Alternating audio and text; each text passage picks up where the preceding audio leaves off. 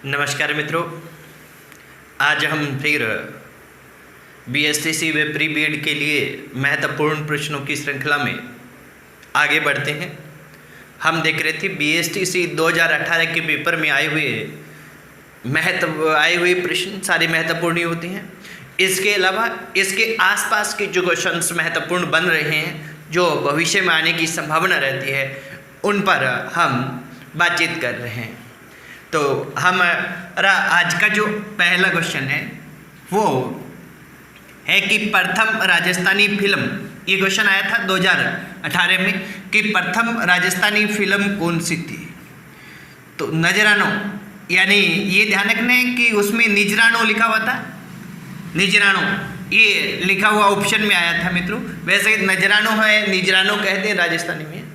तो नजरानो फिल्म थी, ये राजस्थान की पहली फिल्म थी मित्रों। यहाँ से अपने को गौर करना है, गौर वो करना है कि बीएसटीसी या प्री बीएड में भी राजस्थान जी के आता है और बीएसटीसी में तो 50 के 50 क्वेश्चन ही राजस्थान जी के आते हैं। तो इसमें क्या पूछा जाता है मित्रों? प्रथम पूछा जाता है। जैसे प्रथम पद्मश्री कौन प्राप्त करने वाला राजस्थान का व्यक्ति कौन सा था, पद्म भूषण प्राप्त करने वाला कौन था, पद्म विभूषण प्राप्त करने वाला कौन था, या ये कहते कि अर्जुन अवार्ड अगर अलग अलग खेलों में प्राप्त करने वाले व्यक्ति कौन थे, प्रथम मुख्यमंत्री कौन था, प्रथम राज्यपाल कौन था, प्रथम महिला मुख्यमंत्री, प्रथम महिला मुख्य सचिव, प्रथम महिला राज्यपाल। इस तरह से प्रथम जो रहता है वो हम कोई भी गाइड लेते हैं उसके सार संग्रह में आ जाता है स्टार्टिंग में। तो वहाँ प्रथम पूछने का ट्रेंड है, जो भी प्रथम रहा है संबंधित उस पर गौर करें आप। दूसरा हमारा क्वेश्चन है कि राजस्थान के गांधी किसे कहते हैं। महत्वपूर्ण क्वेश्चन है मित्रों, ये बार बार पूछा जाता है। और राजस्थान के गांधी, जैसे हम सभी को पता रहता है कि राजस्थान के गांधी हैं, वो किनको कहा जाता है? गोकुल भाई भट्ट को कहा जाता है। अब मित्रों ध्यान रखना है कि गोकुल भाई जो भट्ट है, ये गोकुल भाई भट्ट से संबंधित बहुत से क्वेश्चन राजस्थान जीके में पूछे जाते हैं। गोकुल भाई भट्ट से संबंधित क्या पूछा जाता है? एक तो इनका जन्म स्थान, क्योंकि एकीकरण के दौरान आप जैसा मैंने बता दिया कि एकीकरण की वीडियो आपको डिस्क्रिप्शन में मिल जाएंगे, लिस्ट मिल जाएगी। उसमें आप देखेंगे कि एकीकरण के छठे चरण के दौरान भारी विवाद होता है। किसको लेकर? गोकुल भाई भट्ट और सिरोही को लेकर। तो इसलिए इनका जन्म स्थान पूछने का ट्रेंड है। इनका जन्म स्थान है हातल गाँव, और यह हातल गाँव कहाँ पर है? सिरोही जिले में। हातल गांव सिरोही में इनका जन्म हुआ, ये जन्म स्थान पूछा गया है। गोकुल भाई भट्ट है, ये राजस्थान प्रदेश कांग्रेस के प्रथम अध्यक्ष थे। ये राजस्थान प्रदेश कांग्रेस के प्रथम अध्यक्ष थे ये। तो ये क्वेश्चन भी ईयू की परीक्षा में पूछा गया मित्रों। ये ईयू भर्ती परीक्षा थी 2008 में। इसमें ये क्वेश्चन आया था कि राजस्थान प्रदेश कांग्रेस के पहले अध्यक्ष कौन थे। तो ये राजस्थान प्रदेश कांग्रेस के पहले अध्यक्ष रहे हैं गोकुल भाई भट्ट। इन्होंने जीवन में एक बार ही लोकसभा चुनाव लड़ा था। ये लोकसभा पहला जो लोकसभा चुनाव था जोधपुर से इन्होंने लड़ा, परंतु ये हार गए। और हारने के बाद में इन्होंने क्या है, राजनीति से संन्यास ले लिया था। और गोकुल भाई भट्ट हैं, ये क्या है कि बाद में यानी आज़ादी के बाद राजनीति से संन्यास लेने के बाद मद्य निषेध, शराबबंदी कार्यक्रम को बढ़ावा दिया। इन्होंने मद्य निषेध के लिए कार्य करते रहे, आजीवन करते रहे, और 1985 में इनकी मृत्यु हो गई। यहाँ मित्रों एक चीज और ध्यान रखना है कि मद्य निषेध की जब भी बात आती है तो राजस्थान के गंगानगर जिले की सूरतगढ़ तहसील के विधायक थे गुरुशरण छाबड़ा। गुरुशरण छाबड़ा है। इन गुरुशरण छाबड़ा ने क्या है कि राजस्थान में शराबबंदी के लिए, राजस्थान में मद्य निषेध के लिए भूख हड़ताल की, हाल ही की बात आई है। और भूख हड़ताल के कारण इनकी क्या है, मृत्यु हो गई थी मित्रों। तो ये क्वेश्चन इस रूप में पूछा जा सकता है कभी भी के राजस्थान के पूर्व विधायक, ये सूरतगढ़ के विधायक थे, श्रीगंगानगर जिले की एक तहसील है वहाँ के, जिनकी शराबबंदी लागू करवाने के लिए भूख हड़ताल की थी और भूख हड़ताल के कारण मृत्यु हो गई थी, गुरुशरण छाबड़ा। और वर्तमान में सूरतगढ़ का जो राजकीय महाविद्यालय है उसका नामकरण भी इनके नाम पर श्री गुरुशरण छाबड़ा राजकीय महाविद्यालय कर दिया गया है मित्रों। और इनकी पुत्र वधू है जो हाल ही में मद्य निषेध के लिए गुरुशरण छाबड़ा की पूनम छाबड़ा जो क्या कर रही है, इन मद्य निषेध के लिए कार्य कर रही है मित्रों वर्तमान में। तो मद्य निषेध गोकुल भाई भट्ट ने चलाया आजीवन आज़ादी के बाद, और बाद में ये दो व्यक्ति भी संबंधित रहे हैं। ये तो अब हाल ही में काम कर रही है, अभी काम चल रहा है इनका मद्य निषेध के लिए, पूरे जोर शोर से अपनी ये क्या कि प्रयास कर रहे हैं। नेक्स्ट गोकुल भाई भट्ट हैं। इन गोकुल भाई भट्ट ने 1939 में सिरोही प्रजामंडल की स्थापना की। सिरोही प्रजामंडल है, इस सिरोही प्रजामंडल की ये स्थापना करते हैं और स्थापना के साथ में ही इसके प्रथम अध्यक्ष भी बनते हैं। सिरोही प्रजामंडल के प्रथम अध्यक्ष कौन थे? गोकुल भाई भट्ट। और संस्थापक कौन थे? गोकुल भाई भट्ट। 1939 में सिरोही प्रजामंडल की स्थापना होती है मित्रों। यहाँ अपने को एक चीज ध्यान रखनी है कि सिरोही प्रजामंडल है ये 1939 जनवरी 1939 में स्थापित होता है, परंतु इससे पहले भी इसकी स्थापना के प्रयास हो चुके थे। इसकी स्थापना के प्रयास 1934 में मुंबई में हुए हैं। कुछ नवयुवकों ने सिरोही प्रजामंडल की स्थापना का प्रयास किया है, परंतु ये स्थापित नहीं हो सका है, यानी इन्होंने असफल प्रयास किया है मित्रों। तो इसका ये भी क्वेश्चन आ सकता है कि सिरोही प्रजामंडल की स्थापना का असफल प्रयास कब हुआ? 1934 में। कहाँ हुआ? मुंबई में हुआ। और सिरोही प्रजामंडल की स्थापना कहाँ हुई? 1939 में। कब हुई? 1939 में। कहाँ हुई? सिरोही में। किसने की? गोकुल भाई भट्ट ने। और इसके प्रथम अध्यक्ष कौन थे? गोकुल भाई भट्ट थे मित्रों। तो ये गोकुल भाई भट्ट के बारे में। इसके बाद में नेक्स्ट ये सभ्यताओं से संबंधित हमने देखा था कल पिछले वीडियो में हमने देखा कि कालीबंगा के बारे में क्वेश्चन आया था। और यहाँ ताम्र संस्कृति के चिन्ह किस जिले में मिले हैं? जिले ऑप्शन में दिए हुए हैं मित्रों। तो जिला यहाँ उत्तर आया है वो उदयपुर, क्योंकि यहाँ क्या कि ये थोड़ा सा समझ आधारित क्वेश्चन कर दिया है। ये क्या है कि प्राचीन सभ्यताओं से संबंधित क्वेश्चन है मित्रों। इन्होंने कहा है कि ताम्र संस्कृति के चिन्ह राजस्थान के किस जिले से मिले हैं? ऑप्शन में उदयपुर, चित्तौड़गढ़, कोटा, जयपुर, इस तरह से ऑप्शन में थे मित्रों। अपने को ध्यान रखने कि राजस्थान में जब भी ताम्र संस्कृति की हम बात करते हैं, ताम्र संस्कृति, तो ताम्र संस्कृति से संबंधित दो बड़े नाम आते हैं। एक कौन सा आता है? आहड़। आहड़ को क्या कहते हैं हम? ताम्रवती नगरी कहते हैं। ताम्रवती नगरी क्यों कहते हैं? क्योंकि आहड़ से क्या मिले हैं हमें? सर्वाधिक संख्या में, सबसे अधिक संख्या में तांबे के उपकरण मिले हैं। राजस्थान में किसी भी स्थान से अगर सबसे अधिक संख्या में तांबे के उपकरण मिले हैं तो अभी कहाँ से मिले हैं मित्रों? आहड़ से मिले हैं। और दूसरा स्थान अपने को ध्यान रखना है वो है गणेश्वर। और गणेश्वर ध्यान रखना है किस जिले में है? सीकर में। सीकर यहाँ ऑप्शन में नहीं था। ध्यान रखना है कि ताम्र संस्कृति के चिन्ह कहाँ से मिले हैं? ऑप्शन में सीकर या उदयपुर में से कोई होता है, क्योंकि ये दो ही जिले हैं जहाँ से हमें क्या मिलते हैं? ताम्र संस्कृति के चिन्ह मिलते हैं। और दो जिलों में दो ही स्थान है, एक आहड़ और दूसरा गणेश्वर। गणेश्वर है यहाँ सबसे प्राचीन ताम्र संस्कृति के उपकरण मिले हैं। और सबसे प्राचीन ताम्र संस्कृति के उपकरण मिले हैं, इसलिए गणेश्वर को क्या कहा जाता है? गणेश्वर को कहा जाता है ताम्र युगीन सभ्यताओं की जननी। गणेश्वर को क्या कहते हैं? ताम्र युगीन सभ्यताओं की जननी कहा जाता है मित्रों। इनको ताम्र युगीन सभ्यताओं की जननी हम कहते हैं। तो ताम्र संस्कृति के चिन्ह ये दो जिले यहाँ से हमें प्राप्त होते हैं। एक को ताम्रवती नगरी और दूसरे को ताम्र युगीन सभ्यताओं की जननी। ताम्रवती नगरी इसलिए क्योंकि सर्वाधिक मात्रा में वहाँ से तांबे के उपकरण मिले हैं। और ताम्रयुगीन सभ्यताओं की जननी इसलिए क्योंकि वहाँ सबसे प्राचीन तांबे के उपकरण हमें प्राप्त होते हैं।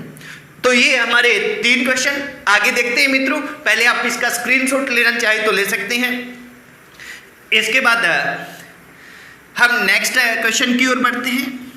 अगला जो हमारा क्वेश्चन है वो हमारा क्वेश्चन है सीरवी जाति। ये क्वेश्चन आया था आपके 2018 में, जैसा पेपर की हम बात कर रहे हैं। इसमें आया था कि सीरवी जाति जो खेती से संबंधित है अधिकांश किस जिले में रहती है। ये क्वेश्चन था मित्रों। सीरवी जाति जो खेती से संबंधित है अधिकांश किस जिले में रहती हैं। तो सीरवी जाति है वो अधिकांश कहाँ रहती हैं? जोधपुर जिले में रहती है। मित्रों यहाँ अपने को एक क्वेश्चन ध्यान रखना है जो राजस्थान की कला संस्कृति का है, जिस पर सीरवी जाति से संबंधित है और वे क्वेश्चन बार बार पूछे जाते हैं। वो ये है कि आई माता, आई माता है, इन आई माता का मंदिर कहाँ पर है ये पूछा जाता है। तो आई माता का मंदिर है, ये है बिलाड़ा जोधपुर। बिलाड़ा नामक स्थान पर है, बिलाड़ा जोधपुर में है और बिलाड़ा जोधपुर में आई माता का मंदिर है। अब अपने सीरवी जाति के समय आई माता क्यों लिखा है? क्योंकि ये जो आई माता है ये सीरवी जाति की कुलदेवी है। सीरवी जाति चूंकि जोधपुर में ज़्यादा पाई जाती है इसलिए इनका मंदिर भी कहाँ है? जोधपुर में, बिलाड़ा में है। सीरवी जाति की कुलदेवी है आई माता। अब देखिए मित्रों, आई माता के बारे में बहुत से क्वेश्चन राजस्थान जीके में पूछे जाते हैं। अब कौन कौन से पूछे जाते हैं उनकी हम बात करते हैं। एक तो ये इनकी सीरवी जाति कुलदेवी, दूसरा इनके बारे में किंवदंती प्रचलित है कि न तो इन्होंने जन्म लिया और न ही इनकी मृत्यु हुई। अब देखिए ये क्वेश्चन है पूछ लिया जाता है कि राजस्थान की लोक देवियों में किसके बारे में किंवदंती, किंवदंती का अर्थ है कही कही बात, कहावत जिसके प्रमाण नहीं है पर चली आ रही है वर्षों से वो। तो किंवदंती प्रचलित है कि किस देवी का न तो जन्म हुआ और न मृत्यु, तो वो आई माता है। और आई माता है इनके बारे में ये प्रचलित है कि ये भक्तों के सामने प्रकट हुई थी और लंबे समय बाद में भक्तों के सामने अदृश्य हो गई थी। इसके अलावा इनके क्वेश्चन आते हैं, वो आते हैं इनके थान को क्या कहते हैं। तो इनके थान को बडेर कहा जाता है। इनके मंदिर को क्या कहते हैं? इनके मंदिर को दरगाह कहते हैं। इनके थान को बडेर, मंदिर को दरगाह। और इनके दीपक से हमेशा केसर टपकती है। बिलाड़ा का जो आई माता का मंदिर है, इस आई माता के मंदिर से, मंदिर का जो दीपक है उस दीपक की लो से हमेशा केसर टपकती है। और ये केसर टपकने वाला क्वेश्चन भी इंपॉर्टेंट है, किस देवी के दीपक की लो से केसर टपकती है? तो आई माता, बिलाड़ा, सीरवी जाति की कुल देवी। इसके साथ ही मित्रों यहाँ अपने को आगे ध्यान रखना है। आगे ये है कि इनके बारे में कि ये रामदेव जी की शिष्या थी। आई माता है, ये किसकी शिष्या थी? रामदेव जी की शिष्या थी। और इनके मंदिर में गुर्जर जाति का प्रवेश निषेध है। गुर्जर जाति का प्रवेश निषेध है आई माता के मंदिर में। तो ये आई माता है जिनसे संबंधित ये अन्य क्वेश्चन भी पूछे जाते हैं, ये भी आप देखिए। और नेक्स्ट हमारा जो आज का लास्ट क्वेश्चन है वो है कि मेवाड़ के सिसोदिया वंश किससे संबंधित है? ये क्वेश्चन आया था मित्रों। अब ऑप्शन में क्या था कि सूर्यवंश, चंद्रवंश, नागवंश, इस तरह से अग्निवंश, इस 4 ऑप्शन आए थे मित्रों। यहाँ अपने को ध्यान रखना है कि ये सूर्यवंशी है। मेवाड़ के सिसोदिया कैसे हैं? सूर्यवंशी है। अब मेवाड़ पर भी हमें ध्यान करना है मित्रों कि जो मेवाड़ है, इस मेवाड़ जो राजवंश है इस पे क्वेश्चन आते हैं। एक तो ध्यान रखेंगे कि मेवाड़ है ये विश्व का एकमात्र राजवंश है जिसने इतने लंबे समय तक एक स्थान पे शासन किया है। और मेवाड़ राजवंश, मेवाड़ रियासत है, ये राजस्थान की सबसे प्राचीन रियासत है। यहाँ गुहिल अथवा गुहादित्य ने इस वंश की स्थापना की, इसलिए गुहिल वंश कहलाता है। कब की? 566 ईस्वी में की। गुहिल अथवा गुहादित्य ने गुहिल वंश की अथवा मेवाड़ राजवंश की स्थापना की है, इसलिए 566 ईस्वी में ये गुहिल वंश कहलाता है। ये राजस्थान का सबसे प्राचीन वंश है और मेवाड़ राजस्थान की सबसे प्राचीन क्या है, रियासत है। और साथ ही ये ध्यान रखना है, जो मैं रिवाइज करूंगा, कि गुहिल वंश या मेवाड़ राजवंश दुनिया का एकमात्र राजवंश है जिसने इतने लंबे समय तक एक ही स्थान पर शासन किया है। अब देखिए मित्रों, गुहिल वंश है, आगे ये दो शाखाओं में विभाजित हो जाता है। एक तो रावल शाखा है, रावल शाखा, और एक है राणा शाखा। अब राणा शाखा है, जैसे यहाँ क्वेश्चन में पूछा गया कि मेवाड़ के सिसोदिया, इन्हीं को सिसोदिया कहते हैं। राणा शाखा को ही सिसोदिया कहा जाता है, क्योंकि देखिए मित्रों, गुहिल वंश है, इसमें 1158 में ये विभाजित हो जाता है दो में। रावल शाखा यहाँ क्या है, शासन करना शुरू करती है, और जो राणा शाखा है ये लोग उदयपुर के पास सिसोदा गांव में जाके बस जाते हैं, सिसोदा ग्राम में जाकर बस गए हैं। और रावल शाखा का अंतिम शासक कौन था, रावल रतन सिंह। ये अपने आगे क्वेश्चन आएंगे तब अपने बात करेंगे इन पे डिटेल से। रावल रतन सिंह पे क्वेश्चन आते हैं, रानी पद्मिनी पे क्वेश्चन आते हैं। रावल रतन सिंह है, इनकी 1303 में मृत्यु हो जाती है अलाउद्दीन खिलजी के साथ युद्ध करते हुए, और यहीं 1303 में ये रावल शाखा है, ये क्या हो जाती है मित्रों, समाप्त हो जाती है। और यहाँ अलाउद्दीन खिलजी का शासन हो जाता है 1303 से 1326 तक। 1326 में राणा शाखा का, जो सिसोदा गांव में रहते थे, राणा हमीर जो है वो क्या करता है, यहाँ चित्तौड़गढ़ पर अथवा मेवाड़ पर पुणे कब्जा करता है।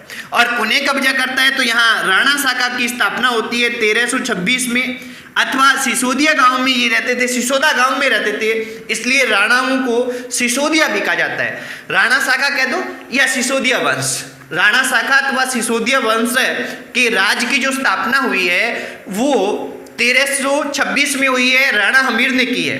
और राणा हमीर ने मुसलमानों से यहाँ इसको मुक्त करवाया है मेवाड़ को, इसलिए राणा हमीर को मेवाड़ का उद्धारक कहते हैं। ये क्वेश्चन बार बार आता है कि मेवाड़ का उद्धारक किसको कहा जाता है, राणा हमीर को कहा जाता है, क्योंकि उसने मुसलमानों से मेवाड़ को मुक्ति दिलाई थी मित्रों।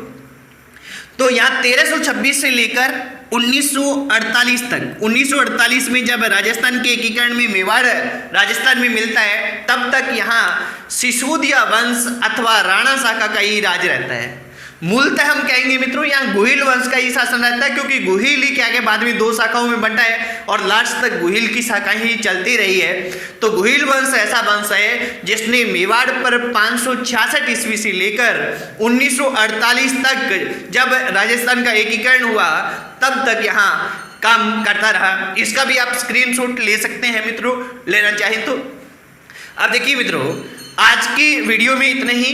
कल हम अगले क्वेश्चन, इंपॉर्टेंट क्वेश्चन के साथ मिलेंगे जो आए हुए हैं और उनके आसपास क्वेश्चन है। प्रत्येक वीडियो में हमारा प्रयास रहेगा कि हम 50-60 क्वेश्चन क्या है, इंपॉर्टेंट क्वेश्चन जो अलग अलग प्रतियोगी परीक्षाओं में पूछे जा रहे हैं, जो आगे अपनी BSTC में, उसके अलावा उसके आसपास बन रहे हैं, उन पे चर्चा करें।